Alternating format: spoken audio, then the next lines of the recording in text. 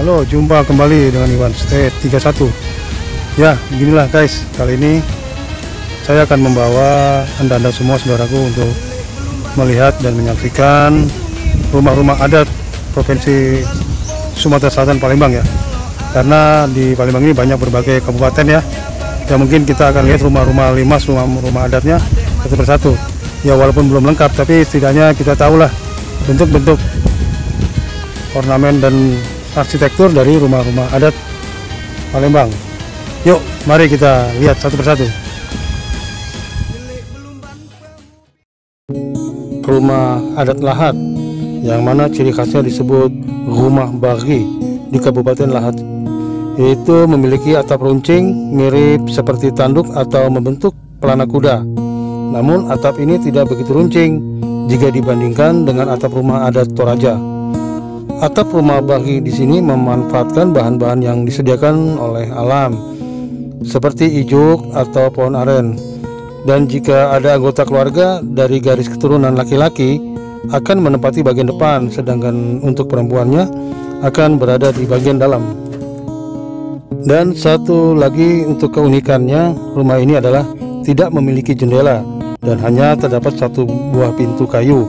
Dari konstruksinya, rumah bagi ini bagian tiang terdiri dari satu blok kayu utuh yang tidak ditanam tetapi berdiri pada bongkahan beberapa batu.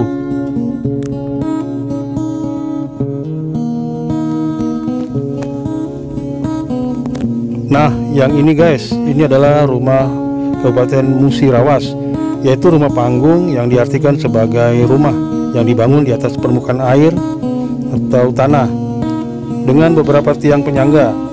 Rumah panggung sendiri terdiri dari berbagai jenis seperti rumah limas dengan ciri khas memiliki 2-4 undakan yang disebut kikji, rumah cara gudang yang memiliki bangunan memanjang seperti gudang, hingga rumah ulu, rumah adat di daerah hulu Sungai Musi ya.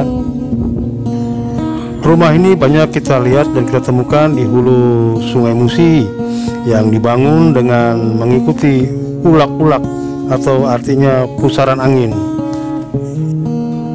Untuk kayu-kayu sebagai pondasi rumah ini biasa digunakan dengan menggunakan kayu unglen, yaitu kayu yang sangat keras dan bagus dan kuat karena kayu tersebut dapat bertahan selama ratusan tahun.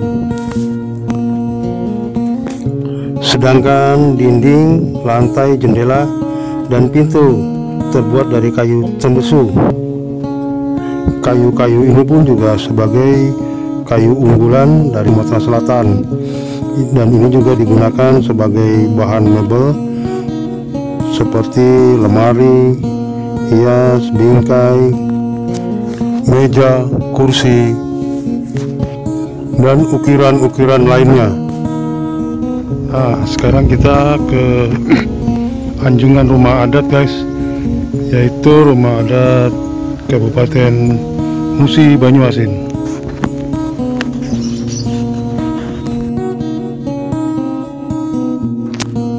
Biasanya rumah adat masyarakat Musi Banyuasin ini sebagian besar merupakan dia ditempatkan di dataran rendah dan diselingi rawa-rawa, dan biasanya di sebelah barat merupakan dataran tinggi berhutan lebat yang termasuk bagian pegunungan Bukit Barisan. Biasanya perkampungan orang Musi Banyuasin pada umumnya berada di daerah aliran sungai guys, yang mana terdapat banyak di daerah tersebut. Sungai terbesar di daerah tersebut yaitu tentunya Sungai Musi yang memiliki beberapa anak sungai. Biasanya masyarakat Musi Banyuasin ini menggunakan bahasa Melayu guys untuk komunikasi sehari-hari, dan bahkan perbedaannya adalah kalau bahasa mereka setiap kata diakhiri dengan huruf E. Misalnya kemana, nah dia menjadi kemani gitu, atau kita dibunyikan kite. Nah, untuk yang ini adalah rumah adat dari Anjungan Kabupaten Ogan Komering Ulu. Yuk kita lihat dari dekat.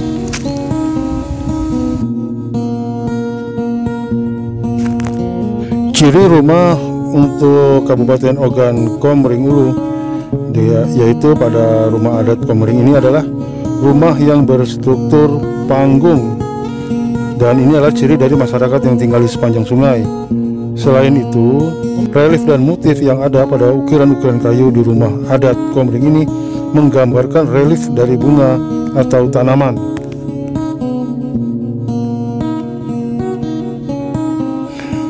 Pada masa pemerintahan kolonial Belanda, wilayah dan masyarakat Komering dibagi dua, yaitu Kewedanan dan Kewedanan Muara II, kemudian Kewedanan Komering, yang administrasi pemerintahannya berada di Martapura. Orang Komering juga bagian dari suku Palembang dan banyak disebut sebagai Wong Palembang. Walaupun bahasa adat Komering hampir sama dengan bahasa Lampung, khususnya bahasa Lampung yang digunakan di Blambang Umpu, Waikanan, karena secara geografis masyarakat yang berada di sepanjang sungai Komering berbatasan langsung dengan Lampung. Memang kebanyakan dari rumah adat tersebut tergolong rumah langka, guys, atau bukan rumah kebanyakan orang, karena pemilik awal rumah tersebut biasanya merupakan bangsawan yang dikenal dengan sebutan penggigihan, penggawa, ataupun rumah tue tunggu. Nah guys, untuk yang ini adalah rumah adat Prabu Muli, yang mana terdiri dari material kayu khusus seperti kayu terembesu, petanang, dan unglen. Juga terdapat 3 ruangan di dalam, yaitu ruang utama dengan cara gudang. Masing-masing adalah ruang depan, ruang tengah, dan ruang belakang. Karena unik dalam bentuk ruangan gudang, maka nama uniknya adalah berasal dari bentuk bangunan yang memanjang layaknya seperti gudang. Dan bangunan utama rumah ini dibangun dengan kayu merawan, sedangkan tiang-tiangnya terbuat dari kayu unglen.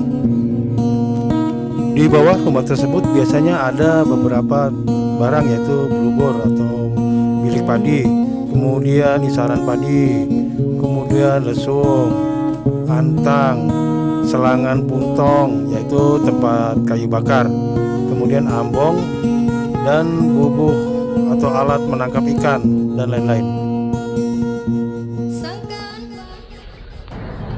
Nah, yang ini guys adalah rumah adat Lubuk Linggau, yaitu rumah limas yang memiliki bentuk limasan yang merupakan perpaduan budaya Jawa dan Melayu. Rumah limas ini hanya dibangun menghadap ke dua arah, yaitu timur dan barat. Bagian yang menghadapi ke arah timur disebut sebagian Matori Edop, atau bagian ini merupakan arah matahari muncul dan melambangkan awal mula kehidupan manusia. Sedangkan arah barat disebut Matauri Mati, yaitu arah matahari terbenam dan melambangkan akhir dari kehidupan. Dan yang lebih unik lagi guys, bangunan limas ini dibangun dengan tanpa menggunakan paku, yaitu dibangun dengan pasak, yang juga merupakan suatu cara untuk membuatnya dapat dibongkar pasang.